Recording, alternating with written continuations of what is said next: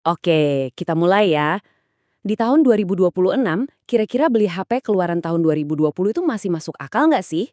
Nah, hari ini kita bakal bedah tuntas satu HP yang jadi pertanyaan banyak orang. iPhone 12. Yap, pertanyaannya simpel aja. Ini pilihan cerdas atau malah buang-buang duit? Yuk kita cari tahu bareng-bareng. Apakah iPhone 12 ini beneran jadi barang bagus buat yang cari value? Atau jangan-jangan cuma teknologi lawas yang udah ketinggalan zaman? Oke, pertama-tama kita bahas soal feel-nya. Kenapa sih HP ini masih kelihatan dan kerasa premium banget? Kita mulai dari desain dan layarnya, yang jujur rasanya jauh lebih mahal dari harganya sekarang.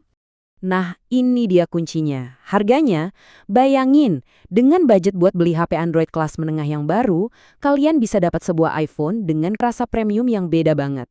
Cuma 3 jutaan loh. Beda banget sama generasi sebelumnya yang melengkung. Desain ngotak atau flat edge di iPhone 12 ini jadi semacam game changer yang dipakai Apple bertahun-tahun setelahnya. Makanya sampai sekarang pun desainnya sama sekali nggak kelihatan kuno. Nah, di sini kelihatan jelas banget lompatannya dari iPhone 11. Pindah ke layar OLED yang super tajam itu bukan cuma upgrade kecil-kecilan. Ini beneran gong banget. Semua konten jadi kelihatan jauh lebih hidup, warnanya lebih keluar. Dan jujur aja, ini bikin dia setara sama HP-HP yang jauh lebih baru. Selanjutnya, performa. Gimana ceritanya chip dari tahun 2020 bisa ngelawan aplikasi dan game tahun 2026? Jawabannya mungkin bakal bikin kalian kaget, karena ternyata masih kenceng banget. Rahasianya itu ada di chip A14 Bionic. Waktu pertama kali keluar, chip ini tuh kencengnya kebangetan. Saking kencengnya, bahkan di tahun 2026, performanya itu masih bisa diadu sama HP-HP kelas flagship.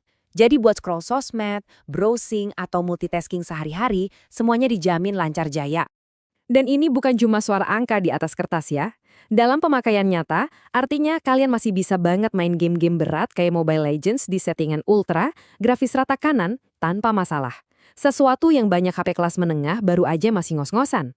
Sekarang kita masuk ke salah satu alasan utama kenapa orang ngebet banget beli iPhone, kameranya. Dan tenang aja, sistem kamera di iPhone 12 ini masih ngasih kualitas klasik yang bisa diandelin banget. Kualitas fotonya emang udah nggak diragukan lagi, khas iPhone banget. Tapi upgrade paling pentingnya itu adalah Night Mode sekarang ada di semua lensa. Iya semua, termasuk di lensa ultra wide dan bahkan kamera depan. Ini benar-benar game changer buat foto di tempat gelap. Oke, hardware kencang, kamera bagus. Tapi apa gunanya kalau softwarenya udah jadul dan nggak disupport lagi? Nah, disinilah letak keunggulan terbesar iPhone 12. Dukungan software jangka panjang dari Apple itu emang legendaris. iPhone 12 ini diperkirakan masih bakal dapat update besar iOS sampai tahun 2026 atau bahkan mungkin sampai 2027. Artinya apa? Artinya HP kalian bakal tetap aman, dapat fitur-fitur baru, dan kerasa modern buat beberapa tahun ke depan. Oke, biar adil, kita juga harus ngomongin kekurangannya. Nggak ada HP yang sempurna kan? Biar kalian bisa bikin keputusan yang paling pas, kalian harus tahu apa aja kompromi yang bakal kalian hadapi dengan HP berumur 6 tahun ini. Jadi, kita harus realistis ya. Pertama, baterai. Pasti nggak akan seawet HP baru, apalagi kalau kalian beli unit bekas. Kedua, layarnya masih 60 Hz, jadi scrollnya nggak akan semulus HP-HP baru yang udah 120 Hz. Buat yang suka buka banyak aplikasi, RAM 4 GB-nya mungkin bakal bikin beberapa aplikasi nge-reload. Dan terakhir, dia masih pakai port Lightning, belum USB-C, dan juga belum dukung fitur canggih kayak Apple Intelligence. Nah, ini semua adalah bagian dari kompromi untuk dapetin harga yang terjangkau. Jadi, setelah kita timbang semua plus minusnya, gimana nih kesimpulannya buat iPhone 12 di tahun 2026? Worth it atau enggak?